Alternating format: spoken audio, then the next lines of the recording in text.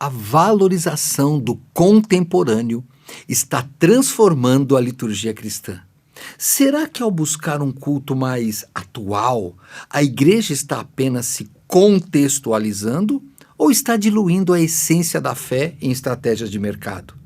Descubra o impacto real dessa mudança e de como proteger a fidelidade da adoração. Para nos conduzir à meditação sobre esse assunto, eu trago hoje para você um texto do editor-chefe aqui do Teomídia Blog, Diego Venâncio, que tem como título Culto Contemporâneo.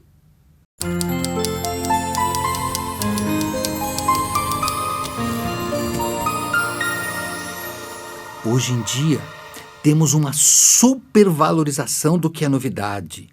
Termos como atual, relevante e inovador ganharam status de virtudes absolutas. Com essa ideia surgem também termos estranhos como culto contemporâneo. Definitivamente, essa é uma mistura estranha de termos. As pessoas frequentemente olham com suspeita para tudo que resiste ao tempo ou guarda traços do passado, tratando como algo a ser urgentemente superado. Nesse contexto, elas transformam a palavra contemporâneo em selo de aprovação cultural, enquanto passaram a associar o clássico ao antigo, ao obsoleto ou ao ineficaz. No entanto, quando tratamos de liturgia cristã, essa inversão de valores pode trazer sérias consequências. A tradição cristã, enraizada em séculos de reflexão, prática e reverência, não pode ser descartada com a mesma facilidade com que trocamos o design de um aplicativo. Não se trata apenas de estilos e gostos, estamos falando da maneira como nos aproximamos de Deus. O culto cristão, por definição, é um ato teocêntrico, direcionado a Deus e fundamentado em sua revelação. Ele é, portanto, sustentado por uma herança de fé que não pode ser moldada simplesmente pelas exigências do tempo presente. Contemporâneo nem de longe seria a melhor palavra para definir o culto a Deus. Ao rotular determinados formatos de culto como contemporâneos, há muitas vezes uma tentativa velada de legitimar transformações que vão além da forma. Não é raro que mudanças estéticas venham acompanhadas de alterações na teologia, na espiritualidade e na própria compreensão do que significa adorar a Deus. A busca por um culto mais conectado com a geração atual tem levado à substituição de elementos litúrgicos antigos por práticas que respondem a padrões culturais momentâneos.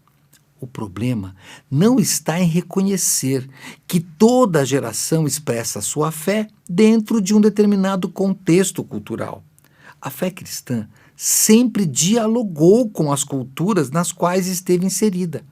Entretanto, a dificuldade surge quando essa adaptação perde o senso de direção e passa a ser guiada pelas expectativas do público e não pela revelação de Deus. Quando isso acontece, não se trata mais de contextualização, mas de assimilação. E a assimilação tem seu custo. Ela pode diluir o conteúdo da fé a ponto de torná-la irreconhecível. Por isso, não devemos pensar na forma do culto como um simples invólucro neutro. A forma molda a experiência. Muda-se a linguagem, alteram-se as ênfases. Muda-se o ritmo e transforma-se o impacto espiritual. Mudam-se os elementos e, pouco a pouco, modifica-se também a teologia. A fé cristã é inseparável de sua prática. E a prática do culto é, de certo modo, sua expressão mais pública, comunitária e visível. A Confissão de Fé de Westminster, no capítulo 1, seção 6, afirma que todo o conselho de Deus concernente a todas as coisas necessárias para a sua própria glória, para a salvação do homem, para a fé e a vida, está ou expressamente declarado na Escritura ou pode ser logicamente deduzido dela. Isso está na Confissão de Fé de Westminster. Essa afirmação nos lembra que mesmo aquilo que não está descrito detalhadamente nas Escrituras pode e deve ser guiado por princípios extraídos dela. A reverência, a centralidade da palavra, a simplicidade ordenada e o senso de transcendência são algumas dessas marcas bíblicas do culto. Infelizmente, ao observarmos a proliferação de certos modelos litúrgicos rotulados como contemporâneos, percebemos que muitos líderes os conceberam não a partir das Escrituras, mas de estratégias de mercado, que só depois tentaram justificá-los biblicamente, quando muito. Em vez de formular uma teologia do culto, eles promovem experimentos moldados por tendências culturais, consumo emocional e dinâmicas de engajamento. Quando tratam o culto como um produto a ser entregue, inevitavelmente comprometem a sua essência. E quando digo isso, não estou pensando nos modelos pentecostais de culto, estou pensando nos reformados. O culto cristão não pode ser redimensionado para caber nos moldes da cultura imediatista. Ele é, por natureza, uma ruptura com o espírito do tempo. Enquanto o mundo corre para satisfazer desejos, o culto chama à renúncia, à contrição e ao temor do Senhor. Enquanto a sociedade celebra a autonomia individual, o culto nos ensina dependência, humildade e obediência à palavra. Assim, a liturgia não serve como palco para experiências humanas. Pelo contrário, ela ergue o altar onde honramos a Deus em espírito e em verdade. Portanto, quando trocamos os padrões bíblicos por estratégias momentâneas, colocamos em risco a formação espiritual da igreja. De fato, o culto nos molda os afetos, ensina, reforça valores, estabelece hábitos e orienta o coração. Esta é uma realidade que muitos ignoram. Consequentemente, cultos moldados por critérios pragmáticos produzem crentes frágeis que associam a presença de Deus a estímulos emocionais, confundem espiritualidade com excitação e não criam raízes suficientes para resistir no dia mau.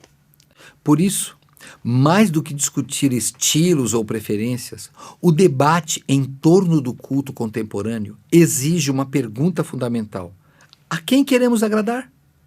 A resposta a essa pergunta definirá o rumo da igreja. Se a prioridade for a glória de Deus, então será necessário reavaliar tudo à luz das Escrituras. Se, porém, o alvo for agradar o público, o culto se tornará uma ferramenta de manutenção de números e expectativas humanas. A igreja cristã sempre viveu entre tensões culturais. No entanto, sua força nunca esteve em se adaptar a toda e qualquer mudança, mas em permanecer fiel à verdade que ela recebeu. Não precisamos de mais um culto que reflita o espírito de nossa época. Pelo contrário, precisamos de um culto que nos leve a transcendê-lo. Precisamos de um culto que nos lembre quem é Deus e quem somos nós diante dele e o que ele requer de nós como povo redimido. Esse culto não será necessariamente contemporâneo no sentido comum da palavra. Ele pode até parecer estranho a muitos, e de fato deve parecer, pois ele é sinal do reino e não da cultura.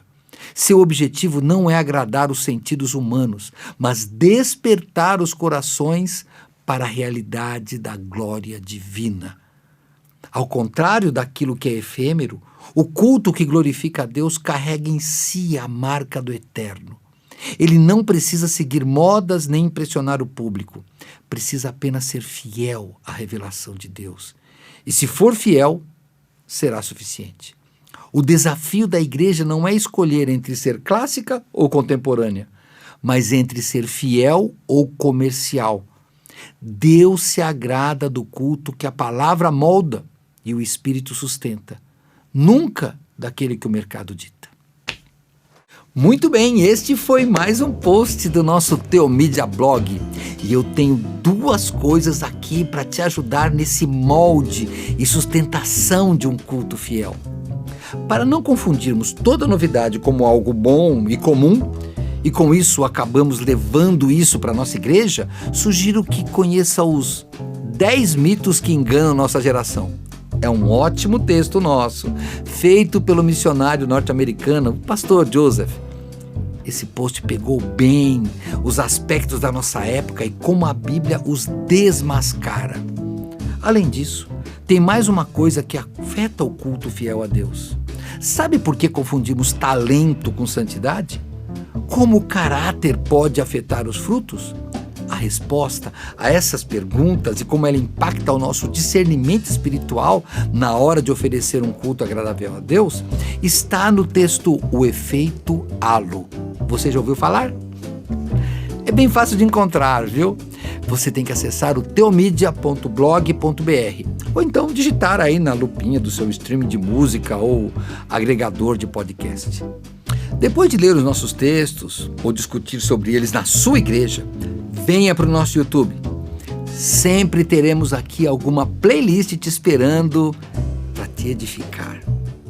E lembre-se, tudo o que você deseja saber sobre vida cristã, crescer na fé, está aqui na Teomídia. Deus te abençoe. Nos vemos na semana que vem, se Ele permitir.